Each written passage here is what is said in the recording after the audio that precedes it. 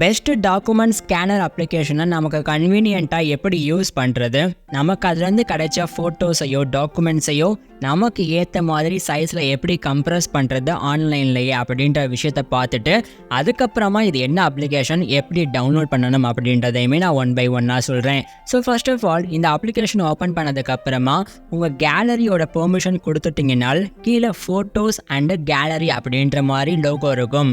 உங்கள் கையில் தான் ஐடி கார்டு இருக்குது, ஃபோட்டோ இருக்குது, டாக்குமெண்ட் இருக்குது. நான் அதைத்தான் ஸ்கேன் பண்ண போகிறேன், டாக்குமெண்ட்டாவோ இமேஜாவோ மாற்ற போகிறேன்னா கீழே கேமரான்ற பிக்சர் இருக்கு இல்லையா, அதை கிளிக் பண்ணிட்டீங்கனால் உங்களுடைய கேமரா ஆக்சஸ் கேட்கும். அதை அலோன் கொடுத்ததுக்கு அப்புறமா ஓப்பன் ஆகும்.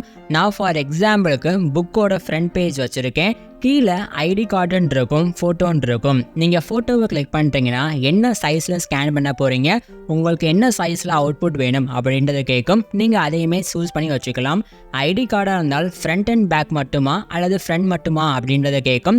உங்களுக்கு கன்வீனியன்டான மேனர் எதுவோ அதை நீங்கள் சூஸ் பண்ணதுக்கப்புறமா நீங்கள் ஜஸ்ட் ஸ்கேன் பண்ணிக்கிட்டு உங்களுக்கு தேவையான அவுட்புட்டை எடுத்துக்கலாம். பட் நான் ஃபார் எக்ஸாம்பிளுக்கு புக்கோட ஃப்ரண்ட் பேஜை ஒரு டாக்குமெண்ட்டாவோ ஃபோட்டோவாவோ மாற்ற விரும்புகிறேன் அப்படின்றதுனால டாக்குமெண்ட்டில் வச்சுக்கிட்டு நான் வச்சுருக்க புக்கோட ஃப்ரண்ட் பேஜை ஒரு பிக் எடுத்துக்கிறேன் எந்த அப்ளிகேஷன் மூலியமா. அதுக்கப்புறமா தேவையான அளவுக்கு க்ராப் பண்ணிட்டோ ரீசைஸ் பண்ணிட்டோ ரொட்டேட் பண்ணிட்டோ நான் அதை சேவ் பண்ணிக்கலாம். சேவ் பண்ணும்போது உங்கள் மொபைல்லையே என்ன ஃபோல்டரில் சேவ் பண்ண போகிறீங்க அப்படின்ற மாதிரி கேட்கும். நீங்கள் உங்கள் ஃபோல்டரை சூஸ் பண்ணிட்டீங்கனால் ஆட்டோமேட்டிக்காக சேவ் ஆயிரும். ஸோ நீங்கள் கையில் டாக்குமெண்ட் வச்சுருக்கீங்க, கையில் ஃபோட்டோஸ் வச்சுருக்கீங்க அப்படின்னா இந்த மேனர் ஃபோட்டோவை செலக்ட் பண்ணிக்கலாம்.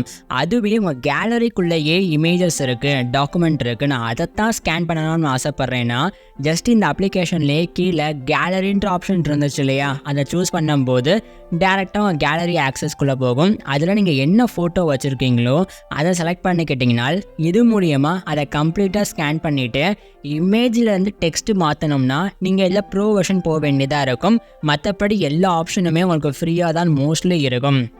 ஸோ நீங்கள் கிளிக் பண்ணிக்கிட்டு சேவ் பண்ணும்போது ஜேபிஜே ஃபைலா பிடிஎஃப் ஃபைலான்றது கேட்கும். பிடிஎஃப்னு செலக்ட் பண்ணுறீங்கன்னா நீங்கள் கேமரா மூலியமாக ஸ்கேன் பண்ண காப்பியோ அல்லது கேலரி மூலியமாக இதில் கொண்டு வந்து ஸ்கேன் பண்ண காப்பியோ பிடிஎஃபாக மாற்றும் போது நீங்கள் அதில் பாஸ்வேர்ட்டுமே போட்டு ப்ரொடெக்ட் பண்ணி வச்சுக்கலாம். ஸோ பிடிஎஃப் ஃபார்மேட்டுமே உங்கள் மொபைலில் சேவ் ஆகும். அல்லது ஜேபிஜே இமேஜாகவே போதும்பான்னு சொன்னீங்கன்னா நீங்கள் ஜேபிஜேயை சூஸ் பண்ணிக்கிட்டு கீழே சேவ்னு கொடுத்தீங்கன்னா நீங்கள் செலக்ட் பண்ணுற கேலரி ஆப்ஷனில் அந்த ஃபோல்டரில் குறிப்பாக இது சேவ் ஆயிரும் ஆட்டோமேட்டிக்காக. பட் சேவ் ஆனதுக்கு அப்புறமா இன்கேஸ் இதை வந்து ஏதோ ஒரு ஆன்லைன் அப்ளிகேஷனுக்கு நீங்கள் பயன்படுத்த போகிறீங்கன்னா அந்த அப்ளிகேஷன் ஃபார்மேட்டில் என்ன கேபிக்கு சைஸ் கேட்டிருக்காங்க, என்ன எம்பிக்கு கேட்டிருக்காங்களோ அந்த சைஸ்க்கு நீங்கள் அப்ளை பண்ணுற மாதிரி இருக்கும். ஆனால் இது மூலியமாக உங்களுக்கு ஹை குவாலிட்டியான இமேஜோ டாக்குமெண்ட்டோ கிடைக்கிறதுனால கண்டிப்பாக அதனுடைய சைஸ் ஹையாக இருக்கும். ஸோ அதை கம்ப்ரஸ் பண்ணுறதுக்கு ஜஸ்ட்டு நீங்கள் ஆன்லைன்லேயே எது வெப்சைட்னு பர்டிகுலராலாம் கிடையாது, ஜஸ்ட்டு நீங்கள் ஆன்லைன்லேயே போயிட்டு ஆன்லைன் இமேஜ் கம்ப்ரஸர் நீங்கள் இமேஜாக மாற்றிருக்கீங்க, அதை கம்ப்ரஸ் பண்ணி கம்மியான கேபி ஃபைலுக்கு மாற்றணும்னு நினைக்கிறீங்கன்னா ஆன்லைனில் போயிட்டு இப்போ நான் பண்ணுற மாதிரியே ஆன்லைனில் இமேஜ் கம்ப்ரஷர் ஃப்ரீன்னு போட்டிங்கனால் உங்களுக்கு ஃபஸ்ட்டாக என்ன சைட் வருதோ அது ஃப்ரீயாக இருந்தால் ஜஸ்ட்டு நீங்கள் செலக்ட் பண்ணிக்கிட்டு அப்லோட் ஃபைலுன்றது கேட்கும்.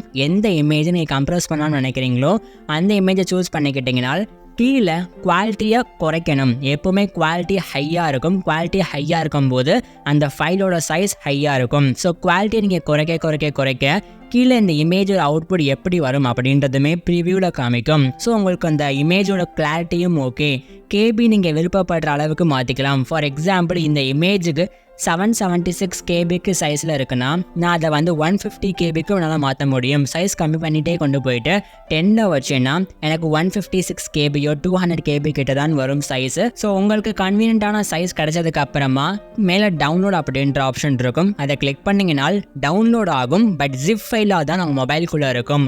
உங்கள் மொபைலில் டவுன்லோட் ஆப்ஷனுக்குள்ளே போயிட்டு இமேஜ் கம்ப்ரஸர் ஜிப் அப்படின்றது இருந்துச்சுன்னா அதை கிளிக் பண்ணும்போது எக்ஸ்ட்ராக்ட் பண்ணலாமான்னு கேட்கும். அதை எக்ஸ்ட்ராக்ட் பண்ணிங்கன்னா மட்டும்தான் உங்கள் கேலரிக்குள்ளே நீங்கள் கம்ப்ரஸ் பண்ண ஒரு இமேஜ் ஃபைல் ஸ்மாலான சைஸில் ஒரு இமேஜாக வரும். நீங்கள் அதை உங்கள் ஆன்லைன் அப்ளிகேஷனுக்கு பயன்படுத்திக்கலாம்.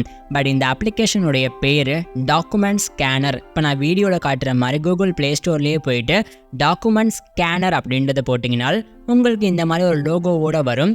அதை டவுன்லோட் பண்ணி இன்ஸ்டால் பண்ணிவிட்டு இப்போ நான் சொன்ன ப்ரொசீஜரை ஃபாலோ பண்ணுங்கள், உங்களுக்கு சக்ஸஸ் ஆகும்.